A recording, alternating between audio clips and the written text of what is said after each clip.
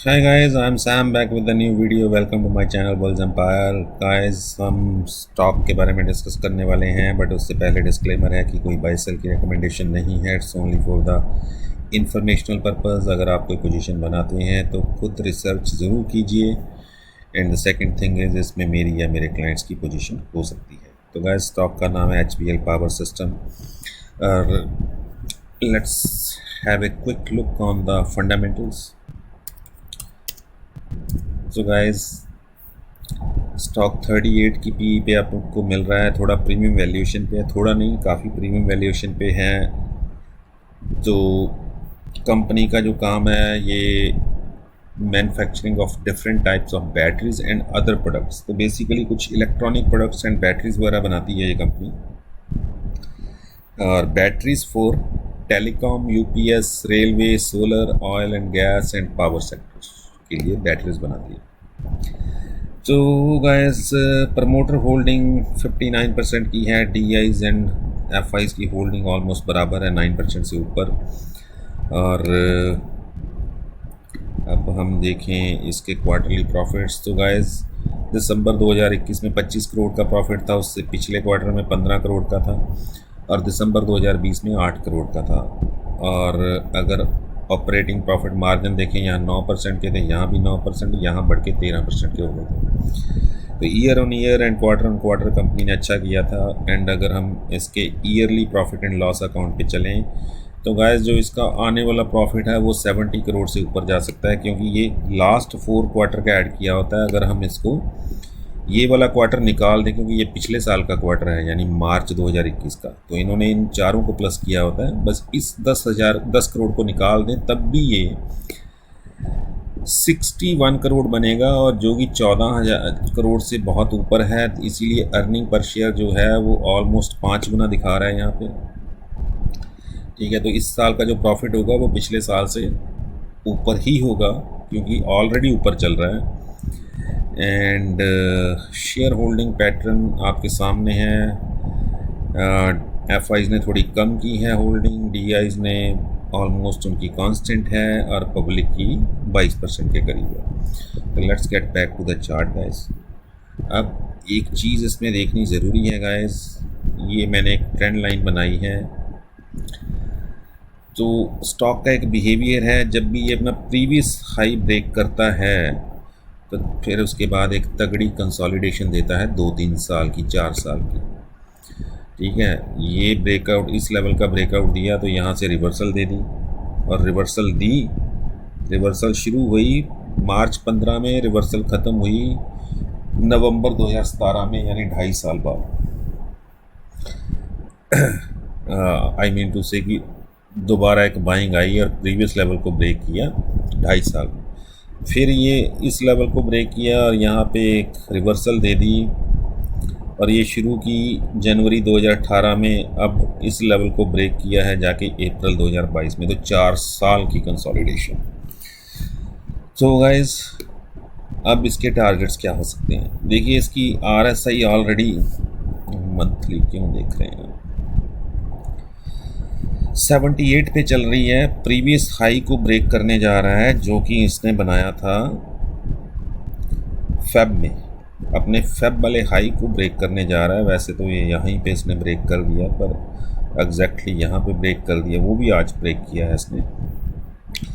तो गाइज, इसके targets trend line के अकॉर्डिंग और RSI को देखते हुए हो सकते हैं 95 तक के. और अगर ये 95 को ब्रेक करता है, वैसे उसके बाद इसको थोड़ा कूल डाउन होना पड़ेगा. RSI को कूल डाउन होना पड़ेगा, नीचे आएगी RSI और स्टॉक प्राइस नीचे आएगा. बट अगर तो ये उसके बाद एक रिवर्सल देता है, यानी ऊपर की तरफ जाता है, तो फिर ये 95 को ब्रेक करता है तो ये 110 तक भी जा सकता है. बट वो हो गई लॉन्ग टर्म की बात या मीडियम टर्म की बात, 2 महीने 2 महीने. ठीक है, हम देख रहे हैं short term for a week और सो. तो 94-95 के टारगेट्स रहेंगे गाइस, एंड स्टॉप लॉस रहेगा 75 का. 75 से नीचे जाता है तो निकल जाइएगा, और 95 पे आता है तो प्रॉफिट पिक कीजिएगा. ठीक है, क्योंकि RSI ज़रूर चेक किया कीजिएगा. 90, 92, 93 तक RSI जाती है, उसके बाद RSI को कूल डाउन होना पड़ता है। और कूल डाउन होने के लिए जो स्टॉक प्राइस है वो नीचे आएगा, तभी वो कूल डाउन होगी। और नीचे आएगा तो पता नहीं वो वापस ऊपर जाएगा कि नहीं जाएगा, वो डिपेंड करता है पब्लिक सेंटीमेंट पे। बट हाँ, आप इसमें CMP पे पोजीशन बना सकते हैं कल को, बस ओपन इक्वल टू हाई या open equal to almost high नहीं होना चाहिए। जैसे लेट्स सपोज 84 पे खुलता है तो 85 तक जाता है, उससे वापस नीचे आने लगता है तो गाइस निकल जाओ। क्योंकि अगर स्टॉक में मोमेंटम होगा तो फिर वो ऐसे चलेगा जैसे ये आपको आज का इंट्राडे चार्ट दिखा रहा है। देखिए कहाँ पे शुरू हुआ ये कुछ यहाँ पे ओपन हुआ, यहाँ पे कंसोलिडेट हुआ, उसके बाद तो अगर ये ऐसा चार्ट बनेगा तो ये एक मोमेंटम को दिखाएगा कि स्टॉक नीचे नहीं जाएगा।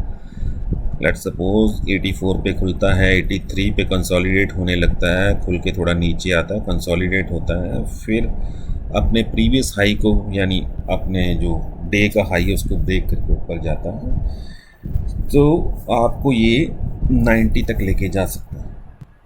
बट अगर ये यहाँ पे कंसोलिडेट होके और नीचे आता है तो समझ जाइएगा आज ये ऊपर नहीं जाने वाला। होल्ड करना है, होल्ड कर सकते हैं, अगर इंट्राडे के लिए लेंगे तो फिर निकल जाइए। क्योंकि ये कंसोलिडेशन, अगर ऐसी कंसोलिडेशन होती है और उसके बाद स्टॉक प्राइस नीचे की तरफ आता है तो फिर it's a red signal for intraday traders. जिन्होंने होल्ड करना है वो 74, 75 का स्टॉप लॉस लेके होल्ड कर सकते हैं, ठीक है। बट ये है कि सिर्फ होल्ड ही मत कीजिएगा, नीचे आएगा तो एक्यूमुलेट कीजिएगा, उसकी एवरेज, उसको एवरेज करिएगा, ताकि जब वो बाउंस बैक दे तो थोड़ी क्वांटिटी का प्रॉफिट आप जल्दी बुक कीजिए और थोड़ी क्वांटिटी को, रेस्ट ऑफ द क्वांटिटी को होल्ड कर लीजिए, ठीक है। अगर स्टॉक नीचे आता है, आपको पता है फंडामेंटल्स अच्छी है, तो फिर आप उसको मतलब एवरेज कीजिए, ठीक है गाइस।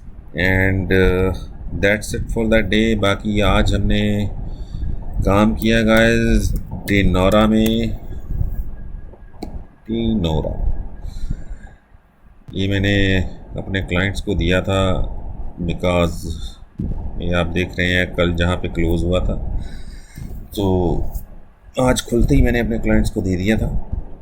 और ये 550 पे दिया था, 550 पे दिया था मैंने 600 के टारगेट से, जो कि आज ही इसने अपर सर्किट लगा दिया। और मैंने फिर उनको प्रॉफिट बुक करने के लिए बोल दिया था कि जिसने करना है वो कर सकता है।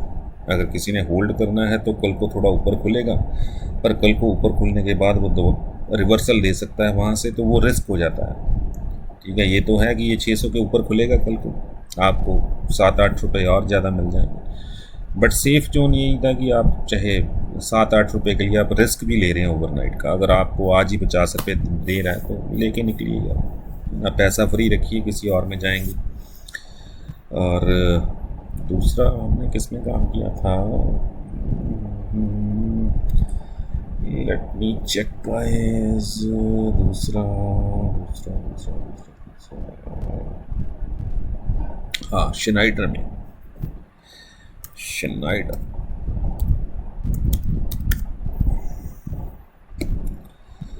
तो श्नाइडर मैंने, आप देख सकते हैं इसके वीकली चार्ट से आपको ज़्यादा क्लियर होगा। ये देखिए ये कल यहाँ पे आके क्लोज हुआ था, तो आज ये मैंने यहाँ पे 144 पे क्लाइंट्स को दिया था कि 144 पे बाय कर लीजिए इसको। वैसे मेरे टारगेट 170 के थे, 70 के हैं मतलब, बट आज उसने 153, 154 का हाई लगाया, तो हो सकता है कुछ क्लाइंट्स ने 144 पे लेके 153 पे बेच भी दिया हो, क्योंकि मैंने खुद इंट्राडे में बेच दिया। मैंने खुद 144 पे लिया और मैं 153 पे मैंने बेच दिया था, क्योंकि यार ऑलमोस्ट 7-8% इंट्राडे में मिल रहा है, ठीक है। क्योंकि 150 रुपये वाला स्टॉक है, आपको 10 पॉइंट मिल रहे हैं, तो 7% मिल गया आपको इंट्राडे में, तो फिर मैं क्यों होल्ड करूँगा, ठीक है। वो चाहे 200 चला जाए, मुझे इंट्राडे में पैसे मिल रहे हैं, मैं अपना पैसा फ्री रखूँगा, कल को कोई और अच्छी अपॉर्चुनिटी मिल सकती है तो मैंने खुद का प्रॉफिट बुक कर लिया था, बट क्लाइंट्स के पास अभी भी हो सकता है। और तीसरा हमने काम किया था नेटवर्क 18।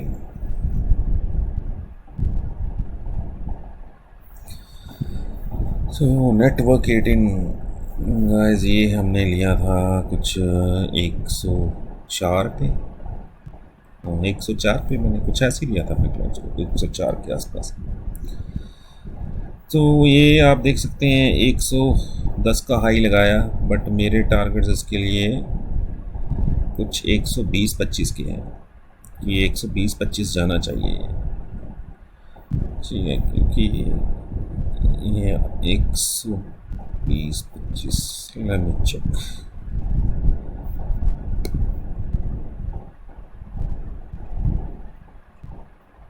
यस गाइस, वैसे तो 125 के भी ऊपर जाएगा ये, बट अभी अर्निंग्स आनी है, अगर वो अच्छी ना आई तो फिर वहाँ से गिर सकता है।